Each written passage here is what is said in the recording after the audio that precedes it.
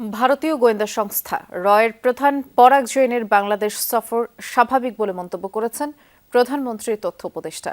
জানান, ভারতীয় কোনো সংস্থা বা প্রতিষ্ঠান ক্ষমতাচ্যুত শেখ হাসিনার সময় যেভাবে বাংলাদেশে কাজ করেছে তা আর পারবে না।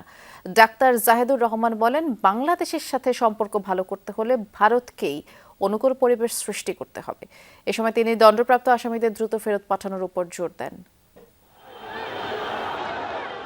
গণ অভ্যুত্থানে আওয়ামী লীগ সরকারের পতনের পর থেকে টানাপোড়েন বাংলাদেশ ভারত সম্পর্কে।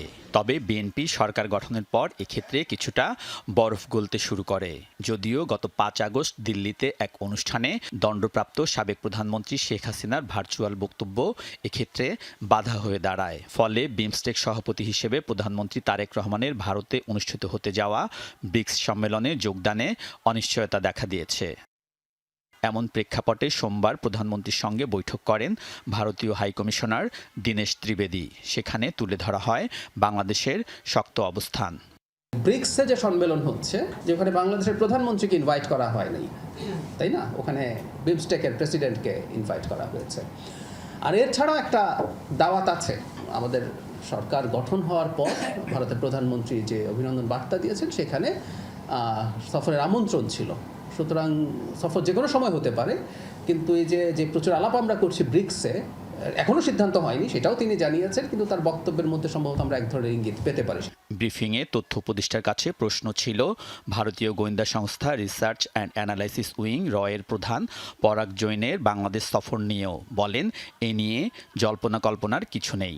রয়ের যিনি এসছেন, প্রধান এসছেন, এটা নিয়ে প্রচুর স্পেকুলেশন দেখছি।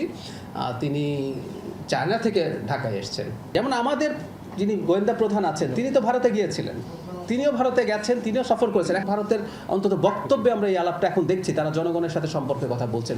সুতরাং সেটা ভারতের গোয়েন্দা সংস্থা, আমাদের গোয়েন্দা সংস্থা, তাদের যেসব কাউন্টার পার্ট যারা আছে, তাদের মধ্যে এনগেজমেন্ট, তাদের মধ্যে কথাবার্তা, এগুলো তো হতে হবে। ব্যাপারটা হচ্ছে এই, ভারতের কোনো সংস্থা, কোনো প্রতিষ্ঠান আগে যেভাবে বাংলাদেশে কাজ করেছে, আমি হাসিনার আমলের কথা বলছি, যে ধরনের অ্যাটিটিউড করেছে, সেটা হতে পারবে না। তথ্য উপদেষ্টা ক্ষমতাচ্যুত সাবেক প্রধানমন্ত্রী শেখ হাসিনা ও ক্রিকেটার সাকিব আল হাসানের ফেরার ঘোষণা নিয়েও কথা বলেছেন। জানান, গণতান্ত্রিক দেশে বিভৎস অপরাধীও সাংবিধানিক অধিকার পাবেন।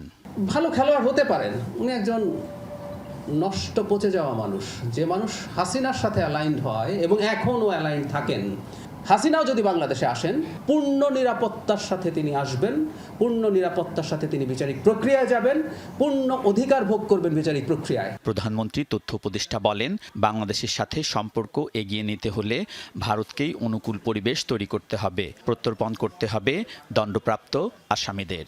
আমাদের ভবিষ্যৎ সম্পর্কে যে রিয়াল অ্যালাইনমেন্টের আলাপ আমরা করছি, সেটার অনুকূল পরিবেশ ভারতের দিক থেকে আসলে তৈরি করতে হবে।